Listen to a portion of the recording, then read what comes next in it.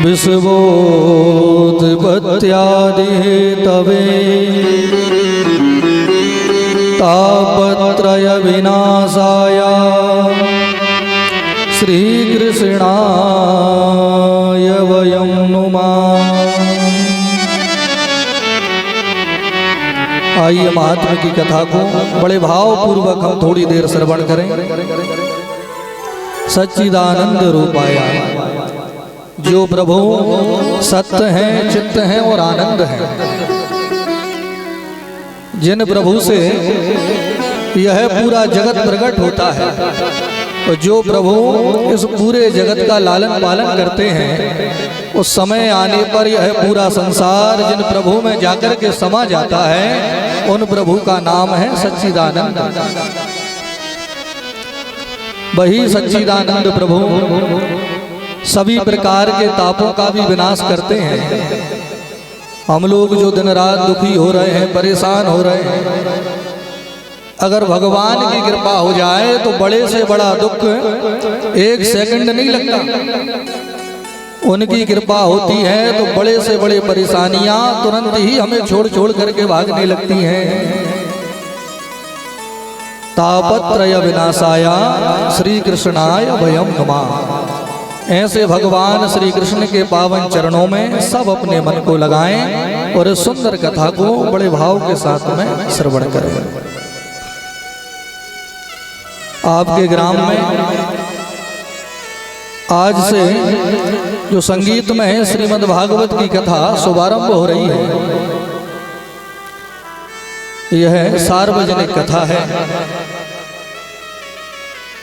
और हनुमान जी महाराज की कृपा से हनुमान जी महाराज के सुंदर पावन प्रांगण में हनुमान जी महाराज ही इस कथा को करवा रहे हैं और उन्हीं की कृपा से हम सब लोग यहाँ इस कथा को सुनने के लिए बैठे हैं। सभी लोगों का, जितने लोग इस ग्राम में रह रहे हैं, सभी ग्रामवासियों का, सभी क्षेत्रवासियों का यह कार्यक्रम है। आज कथा का पहला दिन है, इसलिए इस व्यास मंच से हम ये बात बता रहे हैं कि यह कार्यक्रम किसी का निजी नहीं है। तो कोई ये विचार ना करे कि पता नहीं कौन ये कथा करवा रहा है, भाई हमें बुलाया नहीं तो हम सुनने कैसे जाएं। तो यह कथा तो हनुमान जी महाराज करवा रहे हैं। अब हनुमान जी महाराज तो घर घर बुलाने जाएंगे नहीं, भाई हनुमान जी का कार्यक्रम है तो हम लोगों को ही घर से निकल निकल के यहाँ तक आना पड़ेगा। और यह आयोजन तो जितने लोग इस ग्राम में रहते हैं, सभी ग्रामवासियों का और सभी क्षेत्रवासियों का यह कार्यक्रम है और उन्हीं की कृपा से, हनुमान जी की ही कृपा से आपके ग्राम में भी यह कार्यक्रम शुभारंभ हुआ है। पहले दिन में आप सब लोग यहाँ कथा सुनने बैठे हो, बड़ी प्रसन्नता की बात है। भगवान की कृपा से आपके इस क्षेत्र में करीब 7-8 वर्षों से कथा सेवा के लिए हम निरंतर आ रहे हैं। अभी आपके ही पास में मूलरा में भी दिसंबर के महीने में हम कथा के लिए गए थे, कराखेड़ी में, उसके बाद जैतपुरा में, फिर धनिया खेड़ी में, फिर आपके ग्राम में ये कार्यक्रम हो रहा है। और हर वर्ष इस क्षेत्र में करीब 10 और 12 कथाएं होती हैं और लगभग 8 वर्षों से इस क्षेत्र में निरंतर हमारा आना जाना है। पहली बार आपके ग्राम में भगवान की कृपा से आना हुआ है। अब 7 दिन यही कथा सेवा अब आपके गांव में होगी। अब पहली बार ही हम और आप मिल रहे हैं, इसलिए 1 मिनट में हम बता दें। भगवान की कृपा से ये 15वां वर्ष भगवान की इस कथा सेवा को करते करते होने वाला है। 14 वर्ष हो चुके हैं और ये 15वां वर्ष चल रहा है। और भगवान की ही कृपा से अभी तक 300 से ज्यादा कथा कहने का मौका हमको मिल चुका है। 300 से ज्यादा आयोजन हो चुके हैं। 70-80 से ज्यादा आयोजन तो आपके विदिशा जिले में ही हो चुके हैं। कई प्रदेशों में, कई गांवों में भगवान की कृपा से जाना होता है। और उन्हीं प्रभु ने अब आपके गांव में भेजा है। अब 7 दिन तक यहाँ कथा सेवा होगी, फिर आगे जहाँ उनकी इच्छा होगी वहाँ पहुँचाएंगे। तो आइए अब हम लोग, क्योंकि आज आप लोगों ने कलश यात्रा में भी बड़ी धूमधाम के साथ में कलश यात्रा निकाली है, थकावट हो रही होगी, लेकिन जो भगवान के भक्त होते हैं उन्हें भगवान की कथा में कभी थकावट नहीं होती है। अब आपने देखा होगा आपके गांव में कई लोग दिन दिन भर बैठ के ताश खेलते हैं, उनको ताश खेलने में थकावट होती है? कोई दिन भर बैठे हैं भूखे प्यासे, ना भोजन की चिंता ना घर के कामों की चिंता, उनको ताश में ही आनंद आ रहा है, किसी को टीवी देखने में आनंद आता है।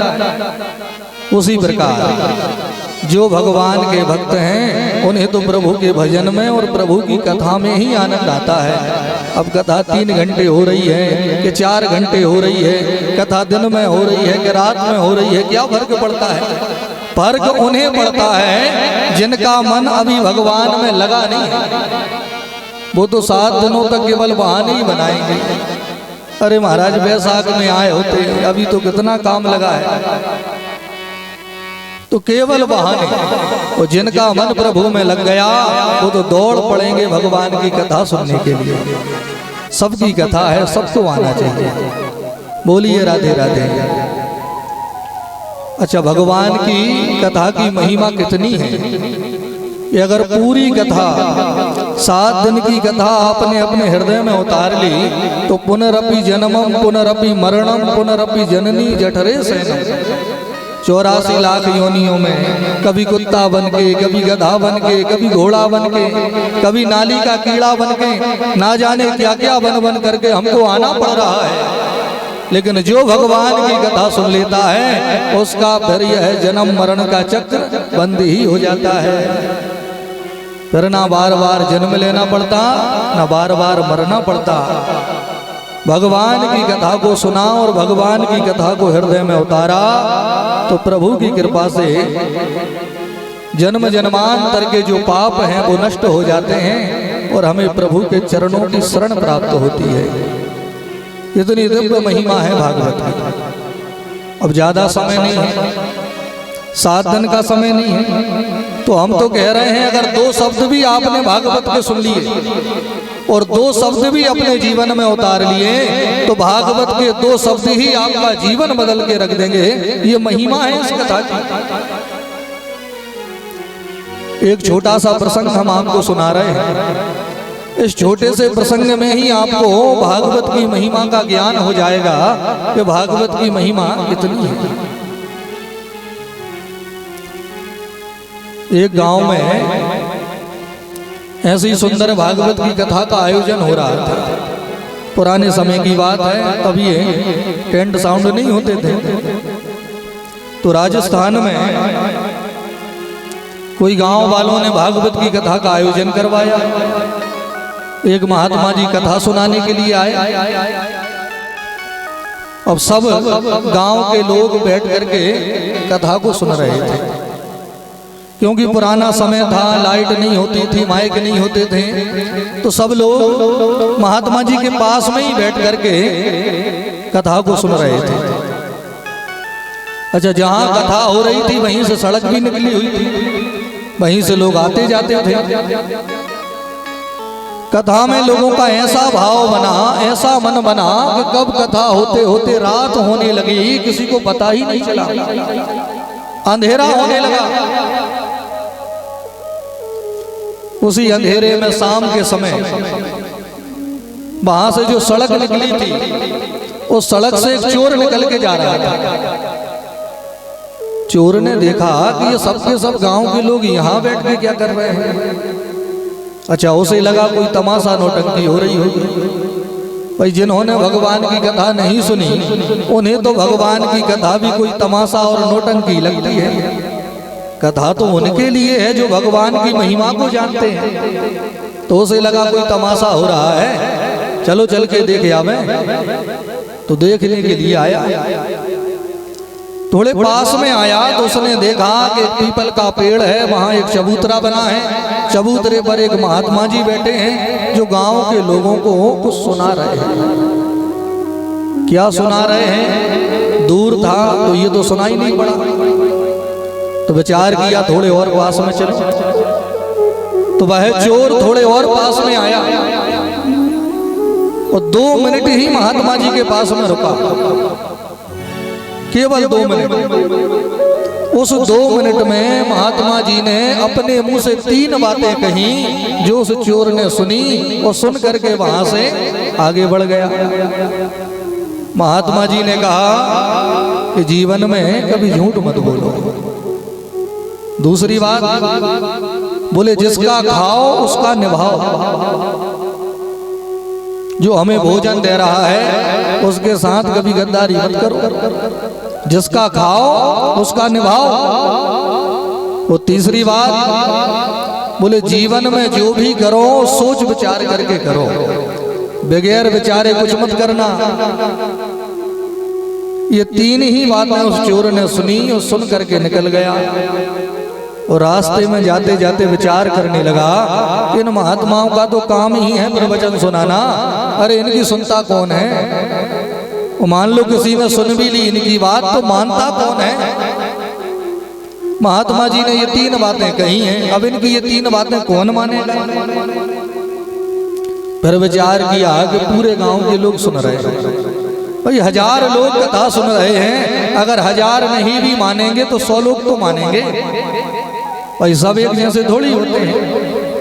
100 ना भी ना माने तो 10 लोग तो मानेंगे। तो जो 10 लोग भी महात्मा जी की बात मानेंगे तो क्या उन्हें कोई फायदा होगा कि नहीं होगा? ऐसे ही ये महात्मा झूठ बोलते हुए घूम रहे हैं। आज महात्मा जी ने जो 3 बातें बोली हैं, मैं तीनों बातों की परीक्षा करूंगा। यह विचार करता हुआ वह चोर आज राजा के महल के सामने आ गया। विचार किया कि पूरे गांव वालों को तो महात्मा जी ने बैठा रखा है, मौका बढ़िया है, क्यों ना आज राजा के खजाने में ही चोरी करी जाए, तो इससे सुंदर मौका थोड़ी मिलेगा। तो विचार करके सीधा दरवाजे के पास में पहुंचा और दरवाजे से भीतर जाने का प्रयास करने लगा। वहां 4 द्वारपाल खड़े थे। द्वारपालों ने जब इस चोर को देखा तो तुरंत रोका, कौन है आप? और ऐसे अंदर कहां चले जा रहे हो? किस लिए जा रहे हो? परिचय दो अपना। चोर कुछ बोलने ही वाला था कि इतने में ही उसे महात्मा जी की पहली बात याद आ गई। महात्मा जी ने कहा था कि जीवन में कभी झूठ मत बोलो। विचार किया कि मैंने तो आज तक झूठ ही झूठ बोला है, आज यहाँ पहली बार सत्य बोल करके देखता हूँ। भाई सत्य बोलने से कोई फायदा होता है कि नहीं होता? पहली बात मानूं महात्मा की, अगर पहली बात मानने से फायदा होगा तो बाकी सब बातें मानूंगा।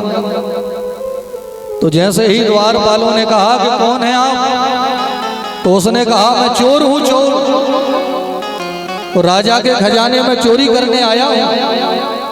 तो सुनो, आज मैं राजा के खजाने में ही चोरी करूंगा। चारों द्वारपाल एक दूसरे को देखे कि ये कैसे चोर आ गए। एक ने कहा भैया ये कोई चोर नहीं है, अगर चोर होता तो क्या अपने मुंह से कहता? हमको लगता है कोई गुप्तचर आया है, तो हमने रोक दिया ना तो क्रोध में भर गया और पता नहीं कहां से आया है, क्या समाचार लाया है, और राजा जी को समाचार ना मिला तो हमारी नौकरी चली जाएगी। क्या करें? बोले करना क्या है भैया, इसका रास्ता मत रोको, इन्हें भीतर जाने दो। अगर चोर होता तो कभी अपने मुंह से ना कहता ये चोर नहीं है। चारों ने दरवाजा खोल दिया, हाथ जोड़ करके चोर को महल में प्रवेश मिला। और जैसे ही वह चोर महल में आया तो बड़ा प्रसन्न हुआ और मन ही मन विचार करने लगा कि भाई महात्मा जी की पहली बात में तो दम है। आज तक मैंने झूठ ही झूठ बोला, कभी मेरा सम्मान नहीं हुआ। लोगों ने दौड़ा दौड़ा करके मेरी पिटाई लगाई, कई रातें मुझे जंगलों में रह करके निकालनी पड़ी, लेकिन पहली बार सत्य बोला तो चारों द्वारपालों ने हाथ जोड़ करके मेरा सम्मान किया, आदर के साथ में मुझे भीतर प्रवेश दिया। तो सत्य बोलने से फायदा तो होता है। यह विचार करके वह चोर सीधा खजाने में पहुंच गया, क्योंकि महल में आज ज्यादा सुरक्षा नहीं थी। खजाने में गया, एक बड़ा सा कपड़ा बिछाया और सोना चांदी हीरे मोती जो भी खजाने में रखा हुआ था उठा उठा करके उस कपड़े में एक बहुत बड़ी पोटली में सब बांध लिया। पोटली को उठाया और जैसे ही वहां से चलने के लिए इसने अपना पहला कदम बढ़ाया तो विचार करने लगा कि इतनी रात हो गई है, अब सोना चांदी तो सब हमने बांध लिया। 3-4 दिनों से जंगलों में भाग भाग करके प्राण बचा रहे हैं, 4-5 दिनों के भूखे हैं कि अगर ये सोना चांदी ले भी गए तो इतनी रात में भोजन कहीं मिलने वाला नहीं है। अरे इतनी देर रुके हैं, थोड़ी देर और रुक जाए, राजा के घर में भोजन और कर चले। रात्रि का समय है, कौन देखेगा। तो विचार करते ही वह चोर सीधा रसोई घर की ओर बढ़ा। रसोई घर में पोटली को रख दिया और रात्रि का बचा हुआ भोजन उठा उठा करके भोजन खाने लगा। जल पी करके तृप्त हुआ, फिर उसने वह पोटली उठाई। अब जैसे ही पोटली को उठा करके आगे बढ़ा तो तुरंत ही महात्मा जी की दूसरी बात याद आ गई। महात्मा जी ने कहा था जिसका खाओ उसका निभाओ। अब हमने राजा के घर में भोजन कर लिया, राजा का अन्न खा लिया, अब राजा के घर चोरी कैसे कर सकते हैं। ये तो हमसे बड़ी गड़बड़ हो गई। भाई महात्मा जी की पहली बात हमने मानी, हमें फायदा हुआ, तो दूसरी बात भी माननी चाहिए कि नहीं। पहली बात मानने से फायदा हुआ तो दूसरी भी माननी चाहिए। चोरी करने के लिए तो पूरी दुनिया पड़ी है, कहीं भी जाके चोरी कर लेंगे, लेकिन जिस राजा का हमने अन्न खाया है आज उस राजा की चोरी नहीं करेंगे। तो चोरी किया हुआ पूरा धन उसी रसोई घर में पड़ा छोड़ दिया। खाली हाथ ही वह चोर वहां से वापस आ गया। प्रातः हुई, राजा स्नान ध्यान करके अपने खजाने में गए तो देखते ही समझ गए कि किसी ने हमारे खजाने में चोरी की है। पूरे महल में हड़कंप मच गया। इतने में ही जो भोजन बनाता था भंडारी, वो दौड़ा दौड़ा गया और जाके कहा महाराज आपके खजाने में चोरी तो हुई, लेकिन चोरी का पूरा धन रसोई घर में एक पोटली में बंधा पड़ा है। राजा ने आकर के देखा, पोटली को खुलवाया तो जितना सोना चांदी हीरे मोती खजाने से गायब हुए थे वो सब पोटली में प्राप्त हुए। राजा विचार करने लगा कि ऐसा कैसा चोर आया था। भाई चोरी करके चोरी का धन रसोई घर में पड़ा छोड़ गया, जब इस चोर को धन ले जाना ही नहीं था तो यहाँ आया क्या था। और अगर चोरी करने आया था तो चोरी किया हुआ धन साथ में लेके क्यों नहीं गया। अब ऐसा तो नहीं है कि चोर कोई महल में ही रहने वाला हो, मौका नहीं मिला तो यहीं छोड़ दिया। और अगर बाहर से भी कोई चोरी करने आया तो हमारे सैनिकों को पता क्यों नहीं लगा। आखिर हमारी सुरक्षा में कहां चूक हो गई। राजा ने पूरे नगर में यह ढंढोरा पिटवाया कि जो भी चोर का पता बताएगा उसे इनाम दिया जाएगा, या जिसने चोरी की है वह स्वयं भी आकर के कह देगा तो उसे भी इनाम दिया जाएगा। अब किसी को पता तो था नहीं कि किसने चोरी करी। 3-4 दिन तो इसी में निकल गए। 3-4 दिनों के बाद में वह चोर ही आया। उसने ही हाथ जोड़ करके कहा महाराज हम ही हैं वो चोर जो आपके खजाने को चुराने आए थे। राजा ने कहा ये तो ठीक है, लेकिन ये बताओ कि आए क्यों थे। चोरी करने ही आए थे तो चोरी किया हुआ धन लेके क्यों नहीं गए। और जब ले जाना ही नहीं था तो आए क्यों थे। चोर ने हाथ जोड़ के कहा महाराज मैं कोई संत महात्मा नहीं, मैं चोर ही हूँ और चोरियां कर करके ही अपना जीवन निकाल रहा, और आपके महल में भी चोरी करने ही आया था। लेकिन रास्ते में एक बाबा जी की 2-3 बातें सुनी कि वहीं से गड़बड़ प्रारंभ हो गई। महात्मा जी ने कहा कि जीवन में कभी झूठ मत बोलो। आपके दरवाजे पर पहली बार मैं सत्य बोला कि मैं चोर हूं। आपके द्वारपालों ने मेरा आदर किया, मेरा सम्मान किया। चोरी के बाद मैंने आपके घर में भोजन कर लिया महाराज। अब उन्हीं महात्मा जी ने कहा था कि जिसका खाओ उसका निभाओ। जब पहली बात मानने से फायदा हुआ तो मैंने दूसरी बात भी मानी। चोरी किया हुआ पूरा धन आपके रसोई घर में छोड़ दिया और खाली हाथ ही चला गया। राजा बहुत प्रसन्न हुए। राजा ने मन ही मन विचार किया कि इस दुनिया में अब ऐसे लोग बचे कहाँ हैं कि जिसका खाएं उसका निभाएं। भाई आजकल लोग खाते तो हमारा है और निभाते पड़ोसी का है। इतने ईमानदार लोग अब दुनिया में कहाँ हैं? राजा ने विचार किया कि अगर इतना ईमानदार कोई मेरा मंत्री बन जाए तो जितने भ्रष्ट मंत्री हैं ये सब सुधर जाएंगे। उससे कहा तेरा इनाम यही है कि आज से तू हमारे राज्य का मंत्री है। इसी राजमहल में आनंद से रहो। आज से हम तुम्हें मंत्री पद दे रहे हैं। मंत्री बना दिया। चोर को वह सब सुविधाएं प्राप्त होने लगी जो एक मंत्री को प्राप्त होती हैं। राजमहल में ही भवन मिल गया। दास दासियां सेवा में लगे हैं। सुंदर सुंदर भोजन मिल रहे हैं। कई लोग सेवा करने के लिए खड़े हैं। पूरा जीवन बदल गया।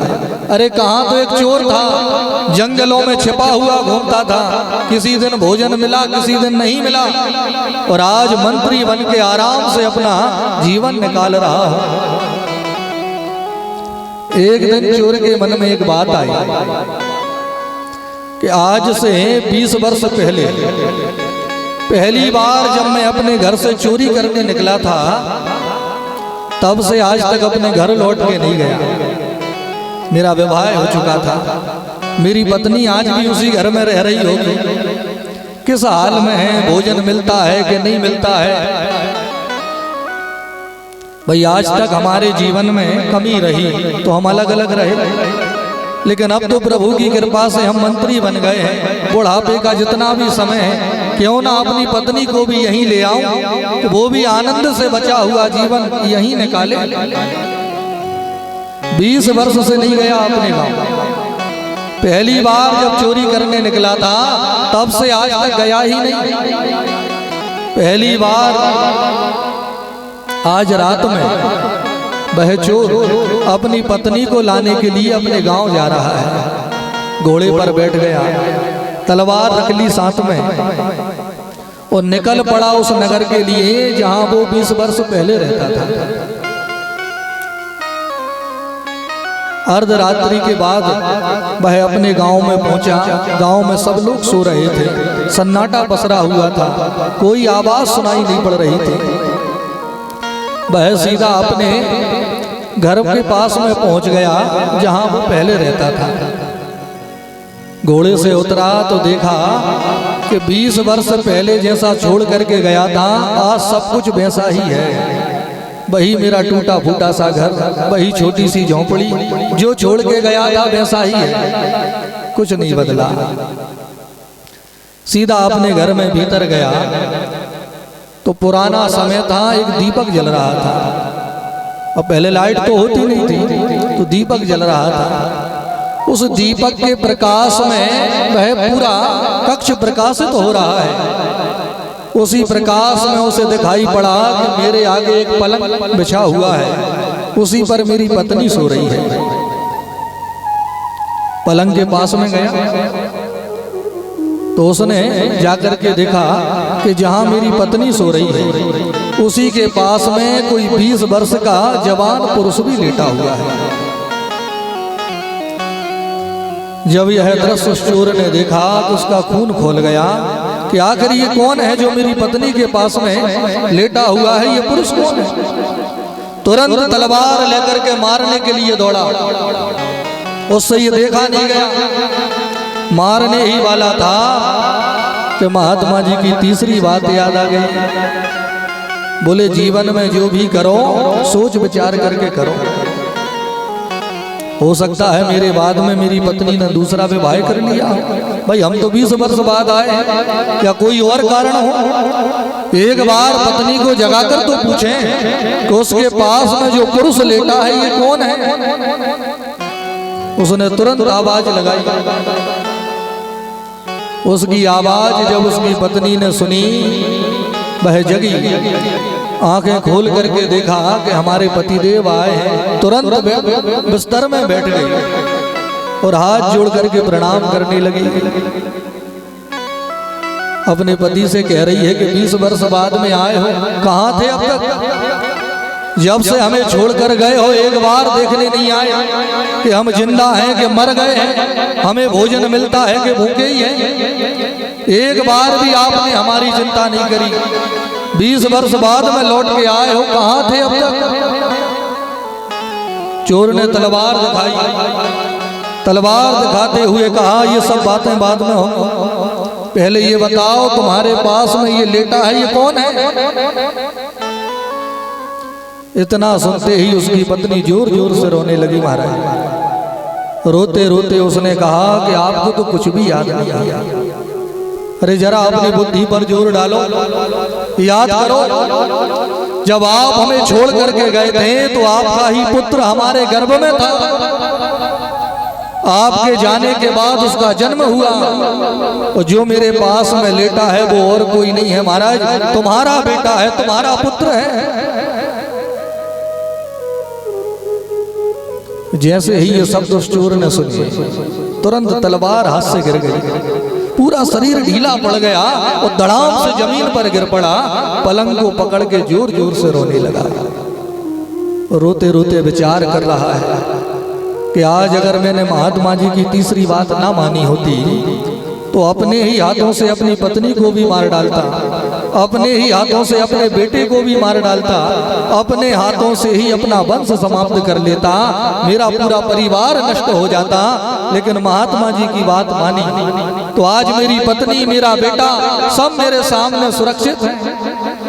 मैं स्वयं मंत्री हूं, मेरा पूरा परिवार मुझे मिल गया। चोर ने विचार किया कि मैंने तो केवल 2 मिनट ही कथा सुनी, 2 मिनट की कथा ने ही मेरा पूरा जीवन बदल के रख दिया। अगर मैंने 7 दिन कथा सुनी होती तो जितने दुख मेरे जीवन में आए हैं क्या ये कभी आते? क्या कभी मैं रोता? 2 मिनट की कथा ने ही जब मेरा भाग्य बदल दिया। अगर 7 दिन की कथा मैंने सुनी होती तो बार बार ना जन्म लेना पड़ता, ना मरना पड़ता। मेरे भाई बहन, उस चोर के पास तो समय नहीं था, लेकिन आप लोगों के पास में तो समय है। भगवान ने आपको ये समय दिया है 7 दिन का। संसार के काम तो जब तक जिंदा हैं लगे ही रहेंगे, इनसे कभी फुर्सत मिलने वाली नहीं है।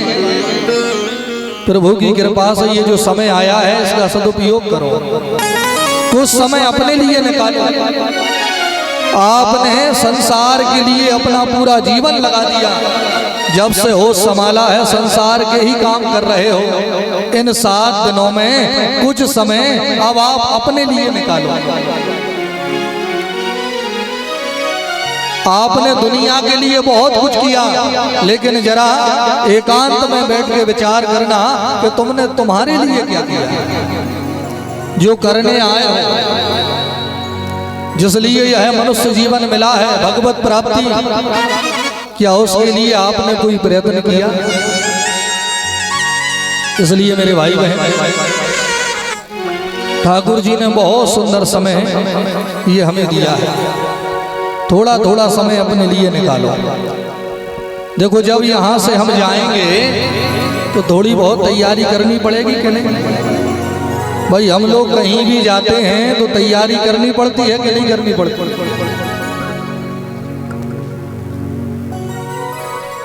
अब मान लो यहाँ से विदिशा जाना है तो कोई तैयारी नहीं, पास में ही है, चले जाओ। लेकिन अगर वृंदावन जाना हो तो थोड़ी तैयारी करनी पड़ेगी। भाई दूर है तो रिजर्वेशन कराना पड़ेगा, रास्ते की व्यवस्था भी करनी पड़ेगी। और मान लो विदेश जाना हो तो फिर तो महीनों पहले से तैयारी होगी, पासपोर्ट वीजा सब तैयार करवाने होंगे। तो एक देश ऐसा है कि जहां जाना सबको है, और सबसे ज्यादा दूरी भी उसी देश की है, और वहां जाने की हमारी तैयारी भी बिल्कुल नहीं है। इसीलिए तो भैया जाते समय तड़पना पड़ता है, रोना पड़ता है। क्यों? तैयारी है ही नहीं। अगर हमने पहले से ही तैयारी कर रखी हो तो फिर तो जाने में कोई परेशानी होने वाली नहीं है। तड़पते वही हैं, रोते वही हैं जिनकी तैयारी में कमी होती है। जिनकी तैयारी पूरी होती है वो तो निश्चिंत बैठे हैं, बुलावा आएगा चले जाएंगे, तो ना तड़पना पड़ता ना रोना पड़ता। इसलिए अब थोड़ा थोड़ा समय अपने लिए निकालो और उन प्रभु के चरणों में अपने मन को लगाओ, और उस परलोक में जो परमात्मा बैठे हैं वही हमारे सच्चे पिता हैं, और वही हमारा सच्चा घर है, उसे हम भूल गए हैं। थोड़ा थोड़ा मन उन प्रभु के चरणों में लगाओ, और उन प्रभु को प्राप्त करने के लिए थोड़ी थोड़ी तैयारी रोज किया करो। बोलो भक्त वत्सल भगवान की।